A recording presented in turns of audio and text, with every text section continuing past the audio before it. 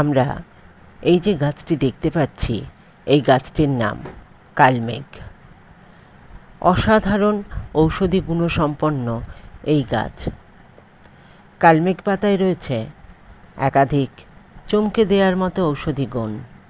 এই পাতা নিয়মিত খেলে বহু জটিল রোগ সেরে যায়, তাই রোজ সকালে কালমেঘ পাতা খাওয়ার পরামর্শ দেন বিশেষজ্ঞরা। এই গাছ বাড়ির আশেপাশেই দেখতে পাওয়া যায়। কালমেঘ লিভার রোগের চিকিৎসার জন্য ব্যবহার করা হয়। এছাড়া বহুমূত্র রোগীদের জন্য ক্ষত সারাতে, কৃমিনাশ করতে, আমাশয় দূর করতে, ক্যান্সার রোগ প্রতিরোধ করতে, ফোলা কমাতে, হজম শক্তি বাড়াতে এর ব্যবহার হয়।